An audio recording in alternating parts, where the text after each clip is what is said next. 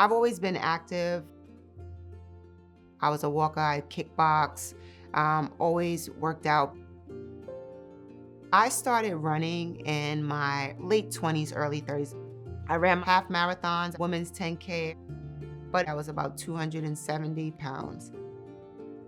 For such a long time, I wasn't able to make a significant reduction in my weight. My diet was not good.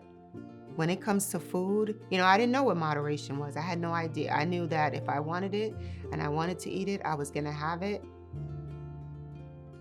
I was good at making accommodations for being overweight, and kind of trying to hide that I was uncomfortable with being overweight. One thing that was a big challenge for me in my early 20s is traveling on small planes and having to ask for a seatbelt extender.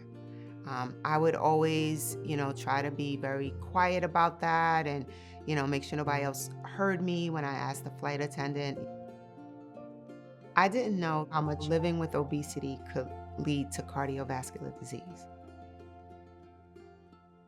In 2011, I had a heart attack at 34 years old. My son, he was about 7 months old. I was getting him ready for daycare, and all of a sudden, I didn't feel good. I started feeling nauseous. I couldn't catch my breath. It was as if someone stepped on my chest at that moment, and I said, I cannot breathe, something's wrong. After I had the heart attack, I made so many changes in my life in terms of my health and fitness, and definitely in terms of my weight. I had lost over 150 pounds in 2020. But in 2021, I had a second heart attack. My healthcare professionals, they said, had I been where I was, 2 years before, I wouldn't have made it. I realized obesity was a disease when I started working with a weight management doctor. She actually said, you have a disease. When she defined it for me in that way, it helped me to accept it. I felt like it wasn't my fault.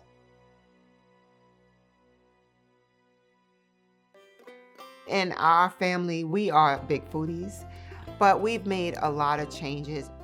I always tell my son, if you eat until you're satisfied, you don't have to finish it all. My husband's very supportive as well and has done a lot to change his diet and increase his own physical activity. I've had a lot of small victories since I've lost weight. Being able to cross my legs is something I've never been able to do. When I was overweight, severely overweight, being comfortable sitting in my seat on an airplane. I want people who are living with obesity to know that this is not about willpower. There are many different reasons why someone might be diagnosed with obesity. It's okay to ask for help. There are tools and resources available for individuals living with obesity. Find out what works best for you.